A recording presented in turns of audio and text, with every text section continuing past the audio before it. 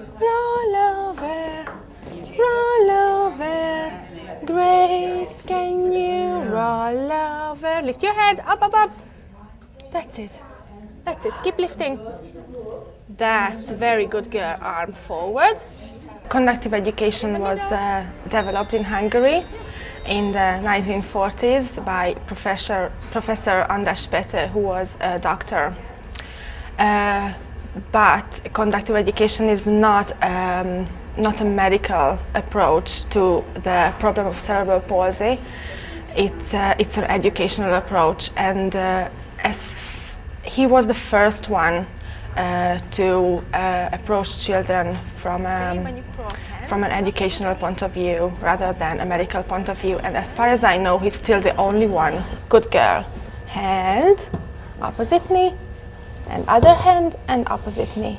Conductive education is very different from all therapies in the sense of this, that we see the whole child, always the whole child, the personality, and not just the medical problem, like that they cannot walk or cannot talk. You know, Hungary was quite poor, and there were no technical, things available to help the children. So it was actually easier to teach them to walk to the bathroom than to use a wheelchair, because there was no wheelchair. So Peter found, it was his idea that the cerebral palsy child has a human brain too, and it can be taught and it can learn. And I think that's the most important about conductive education, that don't give it up. If you teach them with your regular methods and they don't learn, it doesn't mean that they cannot learn. Try different methods and then you may have success. And also he found that if you teach more than one thing at a time to the child, like teach them to walk and talk at the same time, let's sing whilst we are walking, then it helps to organize their nervous system on a higher level, because that's the cerebral palsy child's biggest problem is that they cannot organize their movements and their actions. And if you teach more than one thing at a time to a child, that takes the organization of their actions and their whole brain to a higher level, and this way they can learn. Look at me, Emma, sit up straight. Everybody sit tall, everybody sit tall, just like I think. Oh, Candace, what about you, Emma? For example, walk to the door. That's very complex. So the cerebral palsy children have no idea how to start it or how to continue it, what muscles they have to move, what message they have to give from their brain to their limbs to be able to do that. So we have to itemize the tasks into very, very, very small items that the child can understand and the child can do alone. And when they see that they can do it, you just tell them the next step and the next step again, and they realize, oh yes, I can do it, and they will try again next time. Whereas if you didn't itemize, just gave them the whole task, they would just say, no, I cannot do it, and they cannot do it. Step. There are more children in the same classroom, just like in any other mainstream school.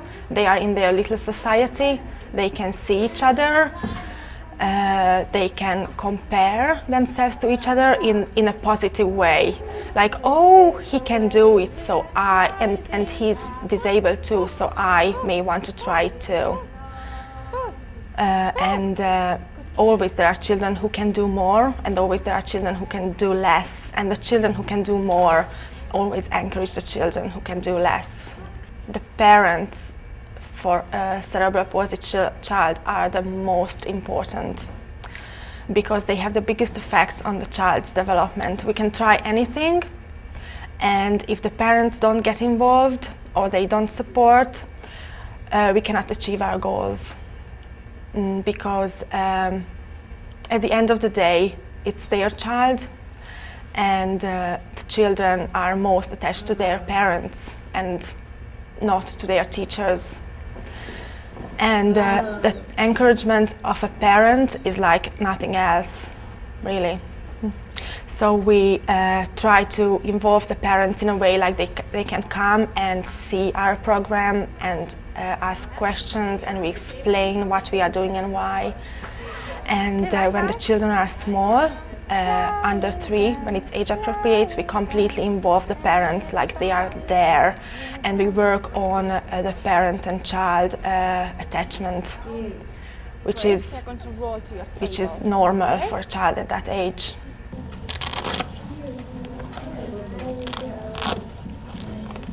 We teach them skills, everyday skills that they can then use at home. For example, we teach them potty training, and we expect the parents not to put diapers on their children. So that's how.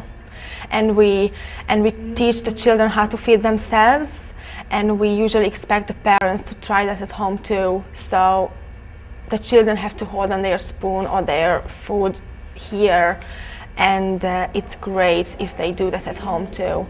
Whereas it's sometimes faster and easier just to feed them. But if they learn how to feed themselves on the long run, that's more beneficial for them, and they will be a more whole person. Roll over, roll over.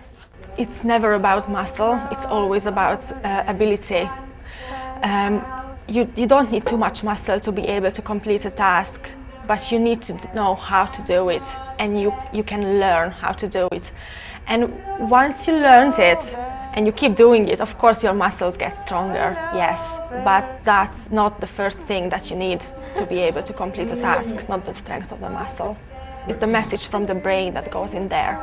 We believe that if with the correct methods of teaching and practice, parts of the brain that used to be inactive can join in, and also some new connections can be made in the brain.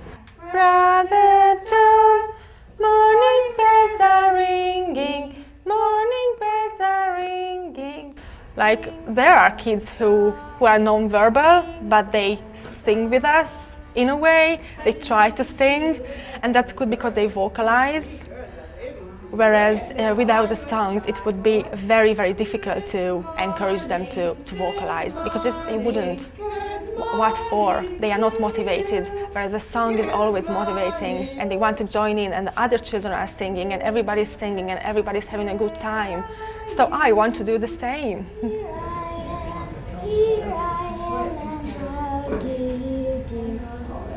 Every single action needs to be motivated, and that's how they learn.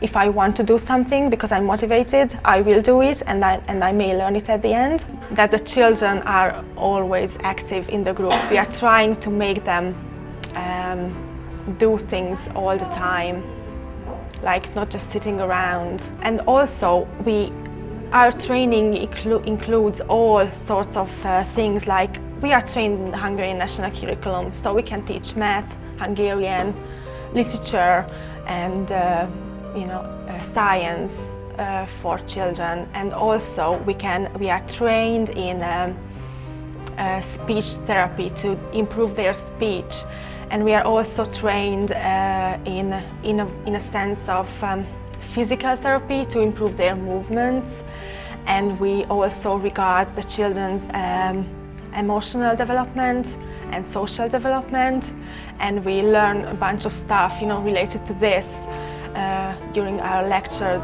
So we actually can see the children as a whole person, because we are trained to regard all aspects what's going on.